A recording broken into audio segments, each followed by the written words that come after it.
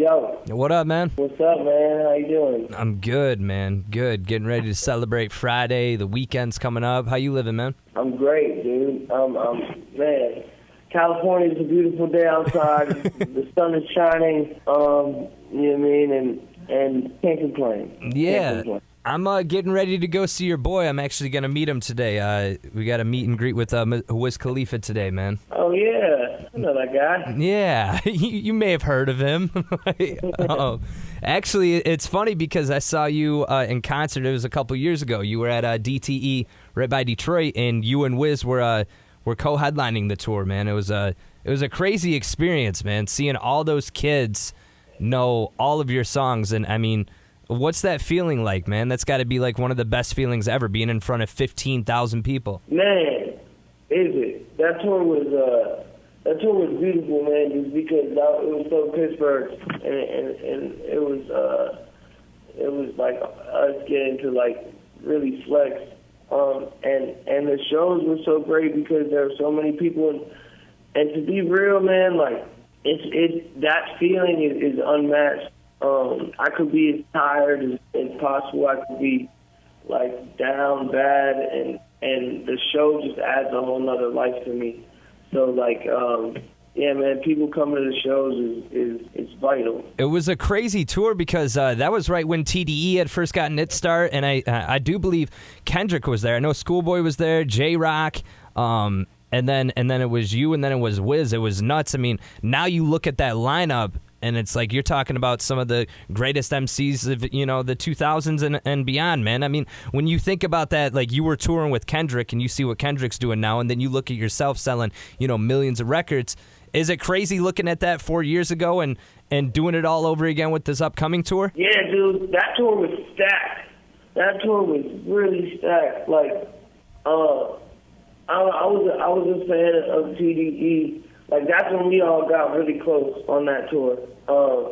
And that's been my family since. So, like, but thinking about that now is crazy. But you knew it, like you knew it when you saw them on stage, what they were going to do. So, at least I did. So, like, man, music is beautiful because it's always alive and it's its own organism. You know what I mean? So like seeing how that affects people and also I've been here for a while and I'm still young. So like I'm a very blessed individual, man. I really can't complain. Yeah, I mean, shit. When you think about it, you're 24 years old, and that when I look at your touring schedule, like even now it starts, in Pittsburgh.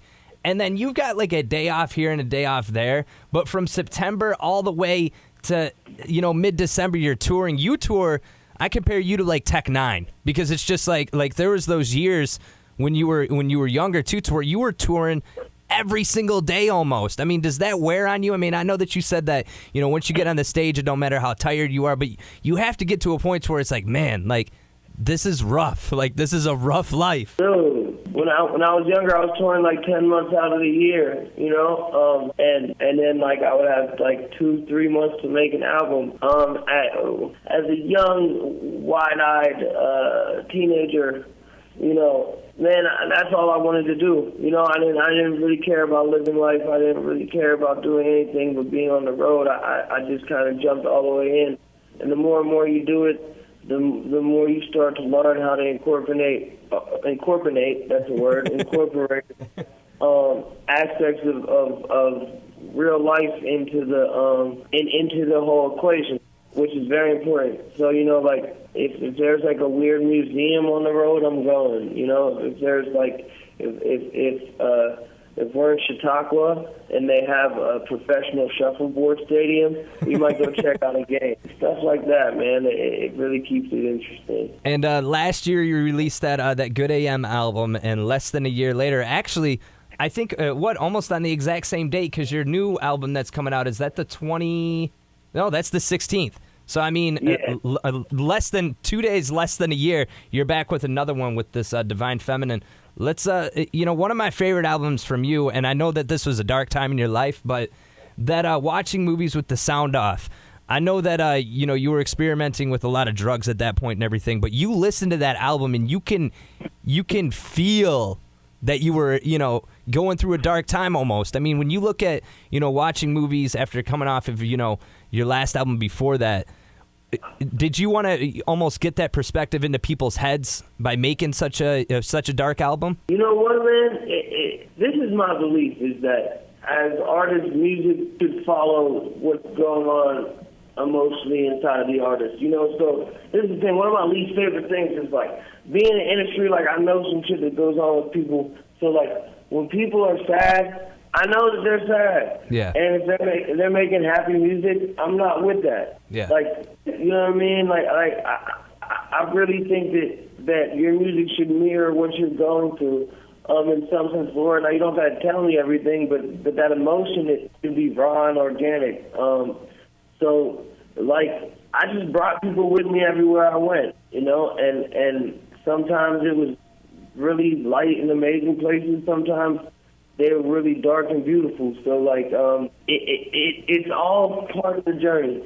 And no matter what is connecting on a large scale and what's not, that's not what's important to me. It's more like what sounds like me. Now, what would you say the mood is for this new album, The Divine Feminine? I mean, obviously you got Anderson .Paak on that song with Dang, which is really, when you listen to that song, it's got like a groove to it. Like, it's something, you're still in the lane that you've been in, but you kind of went out too and experimented a little bit. Am I correct? You know what's funny, dude, is that, like, if you ask the homies, they've been waiting for me to do this for so long. Like, this is what I've been doing behind closed doors for a long time.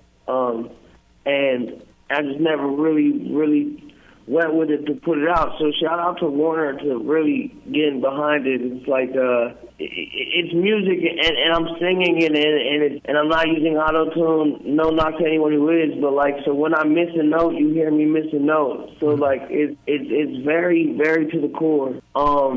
And I just had a great time making music, and it's inspired by love. The good parts of it, the bad parts, and everything in between. Well, we're excited for the album. September 16th is when it's going to come out, called The Divine Feminine, and that song with Anderson .Paak is dope. Also, who do you have on you with on tour coming up? You got a couple supporting acts, correct? Yeah, I have a couple supporting acts. We're still figuring it out. Okay. The Clockwork will get a set. Clockwork has some of the greatest DJ sets ever. It's just a good time, man. It's intimate. I'm excited for this tour because you get to see my facial expressions change. Well, hey, man, we're excited for you to come through.